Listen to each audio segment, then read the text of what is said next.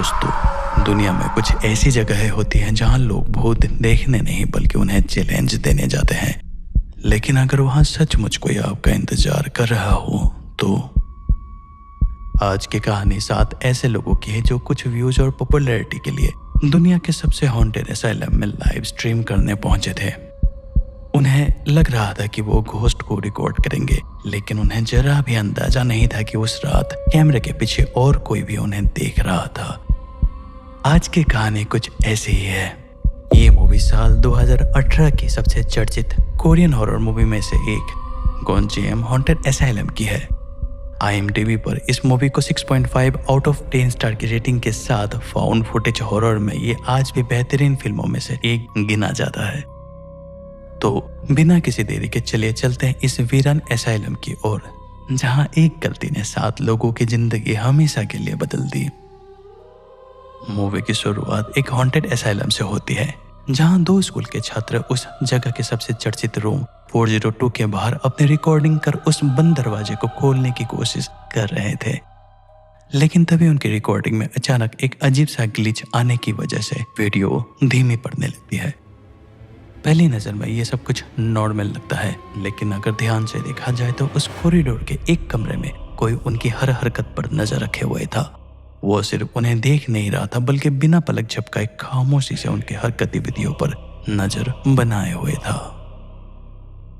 इसके तुरंत बाद कहानी हाजून की ओर शिफ्ट हो जाती है, जो अपने दर्शकों को इस असाइलम का पूरा इतिहास बता रहा होता है। उसी से हमें पता चलता है कि शुरुआत में दिखाए गए 2 स्कूल स्टूडेंट पिछले 3 महीनों से लापता है। अब अगर उस असाइलम की बात करें तो हाजून बताता है कि उसकी शुरुआत मई 1961 में हुई थी। उस समय इसे साउथ कोरिया के सबसे बेहतरीन मेंटल हॉस्पिटल में से एक माना जाता था। लेकिन अक्टूबर 1979 में यहाँ कुछ ऐसा हुआ जिसने इस जगह की पहचान हमेशा के लिए बदल दी। कहा जाता है कि एक ही रात में कई मरीजों ने सामूहिक आत्महत्या कर ली थी और उसके तुरंत बाद अस्पताल की डायरेक्टर भी रहस्यमय तरीके से गायब हो गई थी। इस घटना के बाद अस्पताल को हमेशा के लिए बंद कर दिया गया और तब से ये इमारत वीरान पड़ी है। हाजून ये भी बताता है कि अस्पताल के डायरेक्टर पार्क योंग को कभी एक प्रतिष्ठित सिटीजन अवार्ड से सम्मानित किया गया था। उनकी पहचान सिर्फ एक मानसिक मरीजों का इलाज करने तक सीमित नहीं थी, बल्कि वे पॉलिटिकल प्रिजनर्स और खतरनाक क्रिमिनल का भी इलाज करती थी। लेकिन अस्पताल बंद होने के बाद इस जगह को लेकर एक से बढ़कर एक डरावनी कहानियां फैलने लगी। कुछ लोगों का मानना था कि अस्पताल बनने से कई साल पहले कुछ जापानी सैनिक को बेरहमी से हत्या कर दी गई थी। वहीं दूसरी ओर यह भी कहा जाता है कि कोरियन फाइटर्स के शवों को यहीं दफना दिया गया था ताकि कोई भी उनकी लाशों का पता न लगा सके। वहीं कुछ लोगों का दावा था कि 60 और 70 के दशक में ये असाइलम नहीं बल्कि एक सीक्रेट टॉर्चर फैसिलिटी थी, जबकि कुछ का कहना था कि मरीजों ने आत्महत्या नहीं की थी बल्कि डायरेक्टर ने उन सभी की हत्या की। इसके बाद या तो वो खुद मर गई या फिर हमेशा के लिए वो कहीं गायब हो गई थी। इन अफवाहों ने धीरे धीरे असाइलम को साउथ कोरिया की सबसे हॉन्टेड जगहों में शामिल कर दिया। लेकिन इन सभी कहानियों के बीच उस असाइलम का 402 रूम के बारे में काफी चर्चा होती थी। कहा जाता है कि ये असाइलम का इकलौता कमरा था जो हमेशा बंद रहता है और जिस किसी ने भी उसका दरवाजा खोलने की कोशिश की वो कभी जिंदा वापस नहीं लौटा। इस रहस्य की सच्चाई को दुनिया के सामने लाने के लिए हॉरर टाइम्स के क्रिएटर हाजून अपने YouTube चैनल और पूरे टीम के साथ गोनजियम असाइलम में लाइव स्ट्रीम करने का फैसला करता है। उसका मकसद सिर्फ इतना था कि यह साबित किया जा सके कि इस जगह पर सचमुच कोई पैरानॉर्मल ताकत मौजूद है या फिर ये सब वर्षों से चली आ रही एक अफवाह है। इसके बाद हाजून कई लोगों में से कुछ चुनिंदा कॉन्टेस्टेंट को चूज कर उसके साथ अपने नई इन्वेस्टिगेशन टीम तैयार करता है। इस टीम में शामिल थे जीयोन, टीम के सबसे बहादुर सदस्य, पैरानॉर्मल घटनाओं को सबसे पहले एक्सप्लोर करने के लिए हमेशा तैयार रहती है। Charlotte, Korean American content creator, paranormal विषयों में गहरी रुचि रखती है। आयोन, टीम की सबसे कम उम्र की सदस्य। सांगहुन, टीम का technical expert, cameras, live streaming system और बाकी सभी टेक्निकल इक्विपमेंट की जिम्मेदारी वो संभालता है। सियोंग वुक, टीम का लीड कैमरामैन, हर पैरानॉर्मल घटना को कैमरे में कैद करने की कोशिश करता है। जे-यून, टीम का सबसे डरपोक सदस्य। हा-जून, हॉरर टाइम्स का क्रिएटर और टीम लीडर, पूरी लाइव स्ट्रीम और इन्वेस्टिगेशन का मास्टरमाइंड। हम बातचीत और हल्के फुल्के मजाक के बीच वो सभी अपने अपने पुराने हॉरर एक्सपीरियंस शेयर करने लगते हैं। कोई भूतिया जंगल की घटना सुनाता तो कोई किसी वीरान इमारत पे हुई पैरानॉर्मल एक्टिविटी का जिक्र करता। लेकिन इन सब के बीच जिस बात ने सभी का जिज्ञासा सबसे बढ़ा रखी थी वो थी एसाइलम के अंदर रात में सुनाई देने वाले पिंग पोंग बॉल की रहस्यमय आवाज। कई लोगों का दावा था कि देर रात इस एसाइलम के भीतर आवाज सुनाई देती है, बिल्कुल ऐसे जैसे कोई पिंग पोंग बॉल जमीन पर लगातार उछाल रहा हो। शुरुआत में लोगों ने इसे पानी की बूंदों की आवाज समझा, लेकिन वहां जाने वाले लोगों का कहना था कि यह आवाज उससे बिल्कुल अलग थी और सुनने वाले के रोंगटे खड़े कर देती थी। इसके अलावा और एक डरावनी कहानी काफी मशहूर थी। कहा जाता है कि जब अस्पताल के डायरेक्टर की लाश मिली तब उनकी गर्दन असामान्य रूप से काफी लंबी दिखाई दे रही थी। सच क्या था ये कोई नहीं जानता, लेकिन ऐसी कहानियों ने इस जगह के डर को और भी गहरा बना दिया था। खैर, इन सभी बातों के बीच हा-जून अपने टीम को बताता है कि लाइव स्ट्रीमिंग का टारगेट कम से कम 1 मिलियन व्यूज हासिल करना है। अगर ऐसा हुआ तो उससे होने वाली पूरी कमाई टीम के सभी सदस्यों में बांटी जाएगी। ये सुनते ही टीम का उत्साह और भी बढ़ जाता है और हर कोई इस इन्वेस्टिगेशन को लेकर अब काफी सीरियस हो गया था। अगली सुबह पूरी टीम अपने सभी कैमरास, स्ट्रीमिंग इक्विपमेंट्स और बाकी जरूरी सामान के साथ एसाइलम की ओर रवाना होते हैं। सफर के दौरान भी उनकी बातचीत बार बार रूम 402 पर आकर रुक जाती। हर कोई उस कमरे के बारे में अलग अलग किस्से सुन चुका था, इसलिए सभी के मन में उसे देखने की उत्सुकता साफ दिखाई दे रही थी। इसी दौरान सभी एक छोटा सा गेम खेलते हैं। नियम सीधा था, कैमरा घूमते हुए जिसके चेहरे पर रुक जाएगा वही सबसे पहले रूम 402 का दरवाजा खोलेगा। और किस्मत से ये जिम्मेदारी जे-यून के हिस्से में आती है। सभी हंसी मजाक करते हुए आगे बढ़ते हैं, लेकिन किसी को अंदाजा नहीं था कि ये मजाक का डर जल्दी हकीकत में बदलने वाला है। एसाइलम के आसपास पुलिस की निगरानी काफी सख्त थी, इसीलिए मेन रोड से जाने के बजाय टीम पीछे के रास्ते से अंदर जाने का फैसला करती है। सर्वेलेंस कैमरा से बचते हुए घने जंगलों के बीच अपना सारा इक्विपमेंट लेकर पहाड़ी की चोटी तक पहुंचते हैं, जहां उन्होंने अपना सुरक्षित बेस कैंप तैयार किया। यहीं से पूरी लाइव स्ट्रीमिंग और इन्वेस्टिगेशन शुरू होने वाली थी। पहाड़ी की चोटी पहुंचने के बाद सबसे पहले पूरी टीम अपने लिए एक सुरक्षित जगह चुनती है। वहीं टेंट लगाकर एक एक करके सारा इक्विपमेंट तैयार किया जाता है। उनके पास upgraded GoPro cameras, electronic field meter और पैरानॉर्मल इन्वेस्टिगेशन में इस्तेमाल होने वाले कई दूसरे डिवाइस भी मौजूद थे। उधर सांग-वुक और सियोंग-वुक बाकी टीम से पहले एसाइलम के अंदर जाते हैं। उनका मकसद था अलग अलग जगहों पर लाइव मोशन कैमराज लगाना, ताकि टीम के अंदर पहुंचने से पहले अगर कोई असामान्य गतिविधियां दिखाई दे तो उसके लिए पहले से तैयार रह सके। सारी तैयारियां पूरी होने के बाद हर सदस्य के शरीर पर बॉडी मूवमेंट कैमरास फिट किए जाते हैं। फिर देर रात पूरी टीम एसाइलम की ओर बढ़ना शुरू करती है। इसी दौरान हा-जून टेंट में ही रुकता है, जहां से वो लाइव स्ट्रीम को कंट्रोल करते हुए एक साथ अपनी टीम और व्यूअर्स दोनों पर नजर रख रहा था। अब जंगल के रास्ते से आगे बढ़ते हुए उन्हें पेड़ के पास एक महिला की सफेद अंडरवियर मिलती है। वो उसे पहचान के लिए उसे पैर में बांध देते हैं ताकि लौटते समय रास्ता पहचानने में आसानी हो। थोड़ी देर के बाद जैसे ही पूरी टीम एसाइलम की बाउंड्री पार करती है, अचानक उन्हें पुलिस के सायरन की आवाज सुनाई देने की वजह से सभी घबरा जाते हैं और तुरंत अपनी एलईडी लाइट को ढक लेते हैं ताकि उनकी मौजूदगी किसी की नजर में न आए। हालांकि सबसे हैरान करने वाली बात यह थी कि उस सुनसान और वीरान इलाके में आधी रात के समय पुलिस के सायरन की आवाज सुनाई देना बिल्कुल भी नॉर्मल नहीं था। कुछ ही देर के बाद पूरी टीम एसाइलम के पिछले दरवाजे तक पहुंच जाती है। एंट्रेंस पॉइंट पर बड़े बड़े अक्षरों में लिखा था, enter and you will die.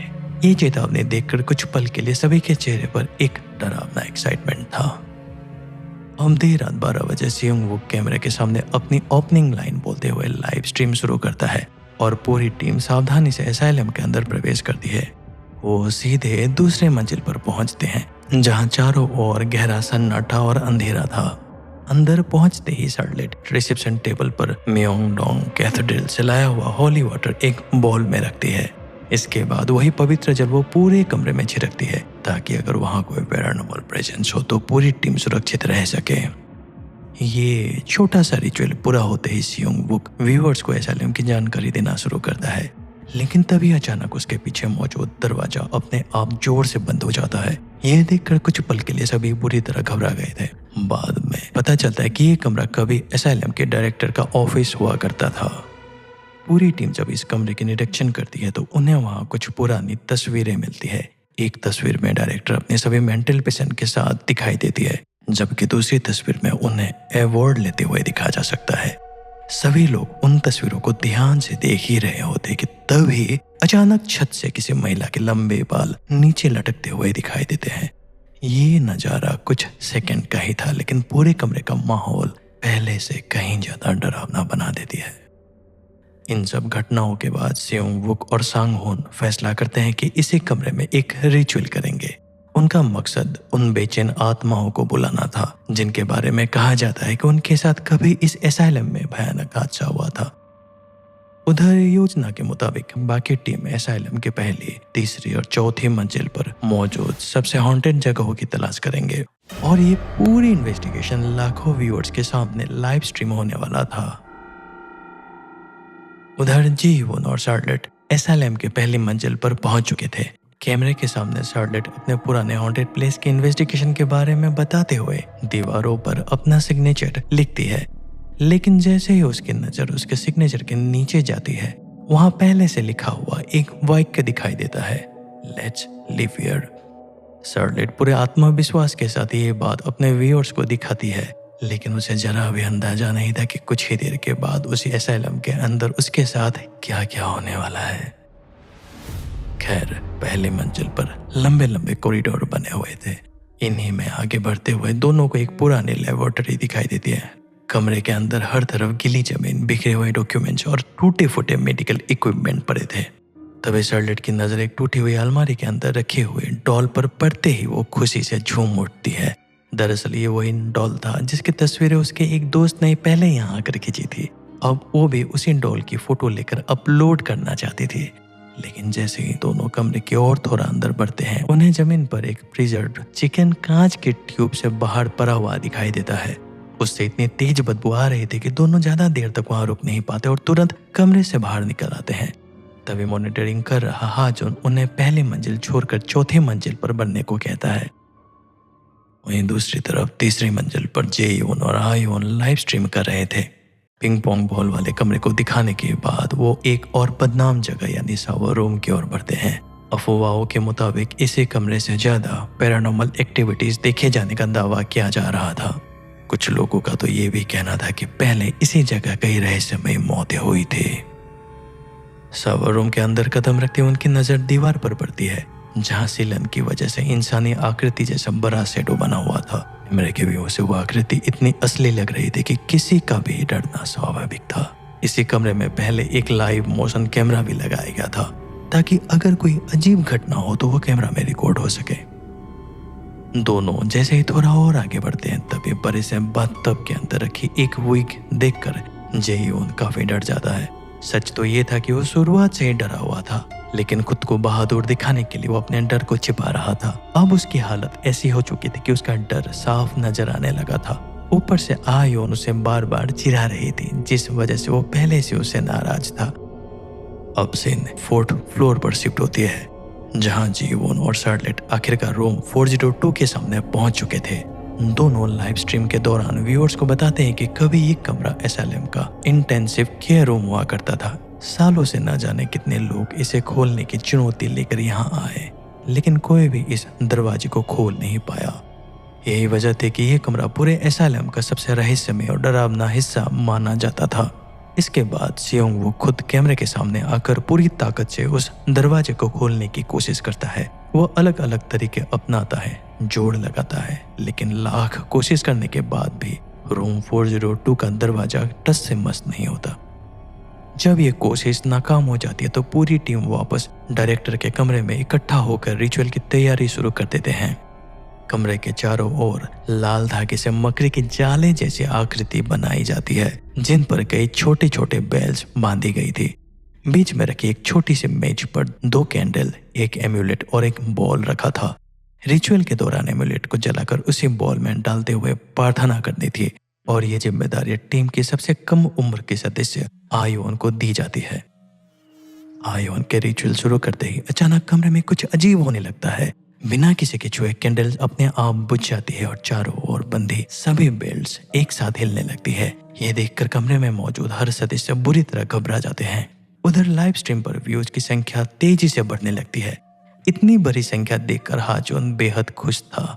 लेकिन दोस्तों, यही मूवी हमें पहला बड़ा झटका देती है। असलियत ये थी कि अब तक जो भी पैरानॉर्मल एक्टिविटीज दिखाई गई थी ना, वो पूरी तरह से असली नहीं थी। ज्यादा से ज्यादा व्यूज जुटाने के लिए हाजोन, सांगहोन और स्योंगवुक पहले से ही मिलकर ये पूरा डरावना माहौल तैयार कर रहे थे। कैंडल का बुझना, बेल का अपने आप हिलना और दूसरी कई घटनाएं उनके पहले से ही बनाई हुई योजना का हिस्सा थी।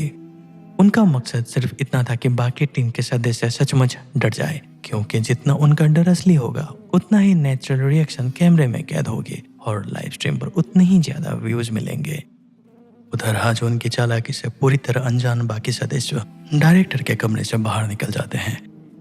लेकिन ठीक उसी समय टेन में मौजूद हाजोन के साथ कुछ बेहद अजीब होने लगता है। अचानक उसके सामने रखा गैस स्टोव अपने आप जल उठता है। साथ ही लैपटॉप की स्क्रीन बार बार ग्लिच करने के साथ पूरे टेंट की लाइट भी चली जाती है। ये सब देखकर हाजोन कुछ पल के लिए घबरा जाता है। हालांकि थोड़ी देर के बाद सब कुछ अपने आप सामान्य हो जाता है, लेकिन अब साफ था कि असाइलम के बाहर भी कुछ अजीब घटने लगा था। दूसरी तरफ पूरी टीम दोबारा उसी लेबोरेटरी रूम में पहुंचती है जहां कुछ देर पहले शार्लेट ने वो डॉल देखी थी। लेकिन इस बार नजारा बिल्कुल अलग था। पहले जो डॉल टूटी हुई कैबिनेट के अंदर रखी थी, अब वही डॉल अपने आप कैबिनेट से बाहर निकलकर सामने रखे टेबल पर दिखाई दे रही थी। ये देखकर जी यून बुरी तरह घबरा जाती है। पहले तो उन दोनों को अपनी आंखों पर यकीन नहीं होता, लेकिन कैमरे से जूम करके देखने पर हाजून भी कंफर्म कर देता है कि ये वही डॉल है जिन्हें उन्होंने पहले डायरेक्टर के कमरे की तस्वीर में एक मरीज के हाथ में देखा था।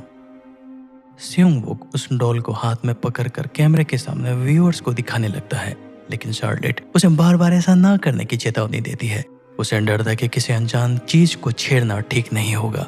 इसके बाद स्योंगवुक उसकी एक भी नहीं सुनता और डॉल को हाथ में लेकर लगातार व्यूअर्स को उसके बारे में बताते रहता है।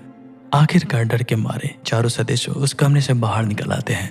वही स्योंगवुक अभी भी कैमरे के सामने उस डॉल के बारे में जानकारी शेयर कर रहा था। इसी बीच लाइव स्ट्रीम पर व्यूअर्स की संख्या लगातार बढ़ रही थी और कुछ ही देर में 2 लाख से भी ज्यादा लोग ऑनलाइन देख रहे थे। कमरे से बाहर निकलते ही शार्लेट गुस्से में स्योंगवुक से कहती है कि किसी भी कर्स्ड ऑब्जेक्ट को अपनी जगह से नहीं उठाना चाहिए। कई बार ऐसी छोटी सी गलती का अंजाम बेहद खतरनाक हो सकता है। ये सुनकर स्योंगवुक माफी मांगते हुए कहता है कि उसने डॉल को सिर्फ इसलिए उठाया था क्योंकि उसे अपने आंखों पर यकीन नहीं हो रहा था। वो एक बार उसे करीब से देखना चाहता था। लेकिन दोस्तों, अब तक हम ये अच्छी तरह समझ चुके थे कि उसका वो सिर्फ झूठा डर और बनावटी भावनाएं थी ताकि लाइव स्ट्रीमिंग और ज्यादा रोमांचक लगे। खैर, सिचुएशन थोड़ा शांत होने के बाद अब पूरी टीम आगे बढ़ते हुए कलेक्टिव केयर रूम में पहुंचती है। कमरे के अंदर चारों तरफ बड़ी बड़ी संख्या में लकड़ी के छोटे छोटे कॉफिन रखे हुए दिखाई देते हैं। उन्हें देखकर ये जगह किसी अंडरग्राउंड कैटाकॉम्ब जैसे महसूस हो रही थी। असल में कैटाकॉम्ब जमीन के नीचे बनी पुरानी सुरंगों और कमरों का एक जाल होता है जहां कभी लाशों को रखा और दफनाया जाता था। लेकिन इस मूवी में अंडरग्राउंड के हिस्से को देखकर ऐसा एहसास होता है मानो कभी इसका इस्तेमाल खतरनाक मरीजों को बाकी लोगों से अलग रखने या उन्हें काबू करने के लिए किया जा रहा था। इससे इस जगह का रहस्य और भी गहरा महसूस होता है। सच्चाई जानने के लिए स्योंगवुक उन छोटे कॉफिन के अंदर अपना हाथ डालता है, लेकिन अगले ही पल वो घबराकर अपना हाथ तुरंत वापस खींच लेता है। उसका दावा था कि अंदर किसी ने उसका हाथ कसकर पकड़ लिया था। पहले तो किसी को उसकी बात पर यकीन नहीं होता, इसलिए जीवन खुद सच्चाई जानने के लिए उसी कॉफिन के अंदर अपना हाथ डालती है। लेकिन अगले ही पल उसका हाथ अचानक उसी कॉफिन के अंदर खींचने लगता है, जैसे किसी अदृश्य ताकत ने उसे जोर से पकड़ लिया और उसकी त्वचा खींचते ही वो दर्द से तड़प उठती है। उसके कलाई पर गहरे नाखूनों के नोचने के कई ताजा निशान बने हुए थे। इस सदमे से कोई उभर भी नहीं पाता कि तभी उनके सामने एक और डरावनी घटना घट जाती है। उसी कॉफिन का ढक्कन अपने आप खुलता है और हवा में शार्लेट की स्कार्फ ओढ़ कर खींचने लगती है। ये सब अपनी आंखों के सामने होते देख इस बार सभी के चेहरे पर साफ डर दिखाई देने लग रहा था।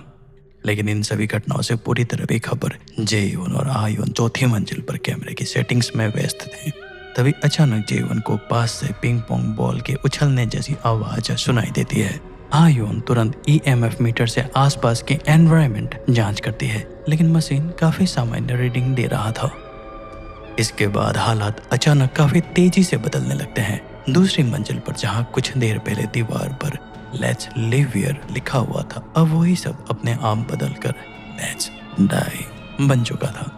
ये सिर्फ एक बदलाव नहीं था, बल्कि ऐसा लग रहा था जैसे एसाइलम खुद उन्हें चेतावनी दे रहा हो।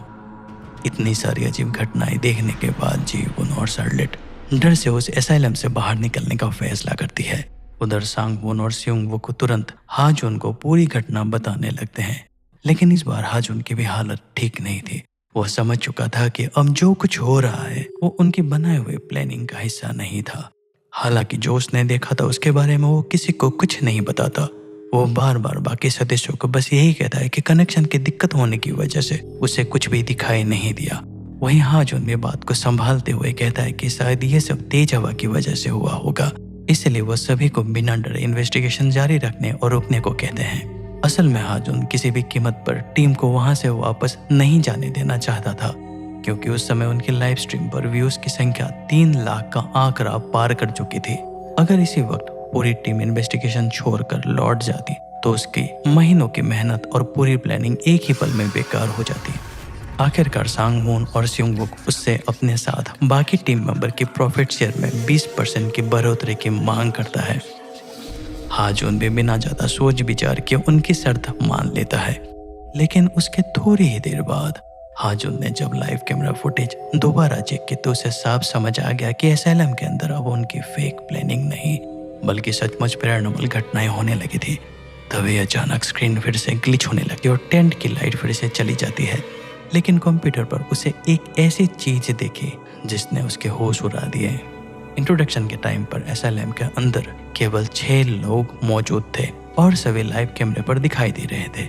ऐसे में सवाल था, अगर सभी कैमरे के सामने खड़े थे तो उनकी रिकॉर्डिंग आखिर कौन कर रहा था? यही बात समझते ही हाजुन बुरी तरह डर गया, लेकिन उसने ये सच किसी को नहीं बताया। दूसरी तरफ जीयून और शार्लेट एसाइलम से बाहर निकलकर टेंट की तरफ लौटने की कोशिश करते हैं, लेकिन कुछ ही देर के बाद उन्हें एहसास होता है कि वो अपना रास्ता भटक चुके हैं। हैरानी की बात यह थी कि जितना वो बाहर निकलने की कोशिश करती उतना ही लेबोरेटरी रूम के मेडिकल इक्विपमेंट और सामान उन्हें जमीन पर उनके पास बिखरे हुए मिलते थे। तभी अचानक जीवन का बिहेवियर पूरी तरह बदल जाता है। ऐसा लगने लगता है कि जैसे किसी अदृश्य शक्ति ने उस पर कब्जा कर लिया हो। वो अजीब हरकतें करते हुए शार्लेट को डराने लगती है। घबरा कर शार्लेट वहां से भागती है, लेकिन भागते भागते फिर से वो एसाइलम के अंदर के ग्राउंड फ्लोर पर पहुंच जाती है, जहां वो जीवन को एक कोने में बिल्कुल चुपचाप खड़ी हुई दिखाई देती है। तभी उसकी नजर अपने पैरों के पास पड़ी उसी डॉल पर पड़ती है और अगले ही पल उसके पीछे उसी मरीज की भयानक आत्मा दिखाई देती है। ग्राउंड फ्लोर पर वो आत्मा धीरे धीरे दोनों का शिकार करती है और आखिरकार जीवन और शार्लेट को दर्दनाक मौत दी जाती है। डील तय होने के बाद सांगवून और स्योंगवुक हाजुन के निर्देश पर सप्लाई रूम की तरफ बढ़ते हैं, लेकिन जैसे ही वो कमरे के पास पहुंचते हैं अचानक एक व्हीलचेयर अपने आप उनकी ओर चलने लगती है। अगले ही पल कमरे का दरवाजा जोर से बंद होकर अंदर रखा सारा सामान हवा में उड़ते हुए स्योंगवुक के सर पर गिरने लगता है, जिसकी वजह से वो बेहोश हो गया था। इसके तुरंत बाद किसी अदृश्य ताकत द्वारा सांगवून को घसीटकर कमरे से बाहर फेंक दिया जाता है। इस भयावह सदमे से वो भी अपना सुध-बुध खो बैठा था। ये सब लाइव कैमरा पर देखकर हाजुन की हालत भी पूरी तरह खराब हो चुकी थी। वहीं दूसरी ओर जेयून और आयोन अभी भी इन घटनाओं से पूरी तरह अनजान थे। दोनों का पूरा ध्यान सिर्फ रूम 402 का दरवाजा खोलने पर था। थोड़ी देर बाद जब सांगवून को होश आता है तो वो किसी तरह उनके पास पहुंचकर सारी सच्चाई बताने लगता है। इसी बीच लाइव स्ट्रीम लगभग 10 लाख व्यूज तक पहुंच चुके थे। वो उन्हें हर हाल में रूम 402 का दरवाजा खोलने के लिए कहता है, लेकिन सांगवून गुस्से में फोन छीनकर हाजुन की सच्चाई सबके सामने बता देता है और सभी को तुरंत एसाइलम छोड़ने की गुजारिश करता है। लेकिन अब काफी देर हो चुकी थी। 402 का दरवाजा अपने आप खुलने लगता है और एक एक करके सभी पर पैरानॉर्मल शक्तियां हमला करना शुरू कर देती है। सबसे डरावनी बात तो अब शुरू होती है, क्योंकि अगले ही पल सभी खुद को रूम 402 के अंदर पाते हैं। कमरा एक पानी की पतली परत से ढका हुआ था। तभी उन्हें एक रहस्यमयी महिला दिखाई देती है, जो एक एक करके सभी के चेहरे को छूने की कोशिश कर रही थी, जैसे वो उन पर कब्जा करना चाहती हो। अगले ही पल कैमरे में रिकॉर्ड होता है कि रूम की दीवार के सामने एसाइलम के सभी पुराने मरीज खामोशी से खड़े थे। कोई भी हिल नहीं रहा था, लेकिन उनकी मौजूदगी रूह कपाने के लिए काफी था। कुछ ही पलों में आयोन, जेयोन और सांगुन भी उन आत्माओं का शिकार बन जाते हैं। उधर जब काफी देर से किसी से भी संपर्क नहीं हो पाता, तब हाजुन खुद ड्रोन लेकर एसाइलम के अंदर जाने का फैसला करता है। लेकिन अंदर पहुंचते ही उसका सामना एसाइलम के डायरेक्टर की भयानक आत्मा से होती है। उस घोस्ट से सामना होते ही हाजुन की बचने की सारी उम्मीदें खत्म हो गई थी और कुछ ही पलों में वो उनकी जान ले लेती है, जो सच में काफी डरावना था। मूवी के आखिरी सीन में सिर्फ सियोंग वुक जिंदा दिखाई देता है। वो एक चेयर से बंधा हुआ मदद के लिए चिल्ला रहा था, लेकिन धीरे धीरे उसे भी रूम 402 के अंदर घसीटा जाने लगता है। कॉरिडोर के दोनों तरफ खड़े सभी मरीजों की आत्माएं उसे देखकर मुस्कुरा रहे थे, मानो वे अपने अगले शिकार का स्वागत कर रहे हो। इसके बाद लाइव स्ट्रीम अचानक बंद हो जाती है। ऑनलाइन व्यूअर्स उसे एक फेक बॉट का समझकर वहां से चले गए थे, जबकि सच में हॉरर टाइम्स की पूरी टीम हमेशा के लिए गायब हो चुकी थी। सिर्फ कुछ व्यूज और पॉपुलैरिटी के लालच में 7 लोगों की जान चली गई थी। अब एक इंटरेस्टिंग सवाल पैदा होता है, आखिर रूम 402 के अंदर पानी की वो परत क्यों दिखाई गई थी? काफी सारे मान्यताओं के अनुसार पानी को अक्सर सिर्फ एक तत्व नहीं, बल्कि इंसानों और आत्माओं की दुनिया के बीच मौजूद एक अदृश्य सीमा या रास्ते का प्रतीक माना जाता है। अगर मूवी के आखिरी सीन पर गौर करें तो डायरेक्टर की आत्मा भी सावरों के बात से निकलकर आगे बढ़ती हुई दिखाई दे रही थी। ये दृश्य कहीं ना कहीं ये बात का संकेत देता है कि एसाइलम में पानी का संबंध सिर्फ नमी या माहौल बनाने तक सीमित नहीं था। मेरे अनुसार रूम 402 की जमीन पर फैली पानी की वो परत भी एक रहस्य का हिस्सा हो सकती है। शायद वही पानी इंसानों और आत्माओं की दुनिया के बीच एक अदृश्य रास्ता था, और जैसे ही टीम के सदस्य उस सीमा को पार करते हैं, उनके सामने पैरानॉर्मल ताकत पहले से कहीं ज्यादा शक्तिशाली और खतरनाक रूप में सामने आने लगती है। इस मूवी में हॉरर टाइम की टीम की सबसे बड़ी गलती एसाइलम के अंदर जाना नहीं था, बल्कि उस जगह को सिर्फ व्यू और एंटरटेनमेंट का जरिया समझना था। हालांकि एक छोटी सी डिटेल्स ने मेरा ध्यान खींचा। पूरी मूवी में हमने कई बार देखा है कि जब भी किसी घोस्ट या पैरानॉर्मल प्रेजेंस का असर बढ़ते ही कैमरा और लाइव रिकॉर्डिंग में ग्लिच करने लगती है या कुछ समय के लिए पूरी तरह बंद हो जाती है। यानी पैरानॉर्मल एक्टिविटी और इलेक्ट्रॉनिक डिवाइस के बीच एक अजीब सा कनेक्शन हमें बार बार देखने को मिलता है। ठीक ऐसा ही पैटर्न हाजुन के कंप्यूटर में भी दिखाई दे रहा था। जैसे ही उसका कंप्यूटर लगातार ग्लिच होने लगता है, उसी समय लाइव स्ट्रीम पर व्यूज की संख्या भी अचानक तेजी से बढ़ने लगती है। मूवी कभी ये नहीं बताती कि ये सिर्फ एक संयोग था या इसके पीछे कोई पैरानॉर्मल वजह थी, लेकिन मेरे अनुसार इसे सिर्फ एक टेक्निकल एरर मानकर नजरअंदाज करना भी आसान नहीं है। हो सकता है कि एसाइलम के पैरानॉर्मल ताकतें हाजुन के लालच का इस्तेमाल कर रही हो, क्योंकि जितने ज्यादा लोग उस लाइव स्ट्रीम को देखेंगे, उतने ही ज्यादा लोग एसाइलम की हॉन्टेड कहानी के बारे में जान पाएंगे, और शायद फ्यूचर में उन्हीं में से कुछ लोग उस एसाइलम तक पहुंचने की कोशिश भी करेंगे। अगर ऐसा है तो रूम 402 सिर्फ अपने शिकार का अंत नहीं करता। यही वजह है कि मेरे लिए इस मूवी का सबसे डरावना पहलू सिर्फ घोस्ट ही नहीं, बल्कि इंसान का लालच भी है। और सबसे हैरान करने वाली बात, इस मूवी की शूटिंग असली एसाइलम के अंदर नहीं हुई थी। परमिशन न मिलने की वजह से पूरी मूवी का सेट वुसान के एक स्कूल में तैयार किया गया था। उसे इस तरह बनाया गया था कि असली गंजेम हॉस्पिटल जैसा दिखाई दे। लेकिन जरा सोचिए, अगर सिर्फ उसकी रेप्लिका इतनी डरावनी लगती है, तो सालों तक वीरान पड़े असली गंजेम हॉस्पिटल का माहौल कितना खौफनाक रहा होगा। शायद इसी वजह से आज भी उसका नाम दुनिया की सबसे चर्चित हॉन्टेड लोकेशन में लिया जाता है। अब एक सवाल है आपसे, अगर आपको पूरी सुरक्षा के साथ सिर्फ एक बार असली गंजेम हॉस्पिटल के अंदर जाने का मौका मिले, तो क्या आप जाएंगे या उसका नाम सुनते ही वापस लौट आएंगे? अपना जवाब कमेंट में जरूर बताइएगा। तो दोस्तों, यही थी गंजेम हॉन्टेड एसाइलम की पूरी कहानी। उम्मीद है आपको ये मूवी की एक्सप्लेनेशन पसंद आई होगी। अगर वीडियो अच्छा लगा तो उसे लाइक करें, अपने दोस्तों के साथ शेयर करें और चैनल को सब्सक्राइब करना बिल्कुल मत भूलिए। हम फिर मिलेंगे और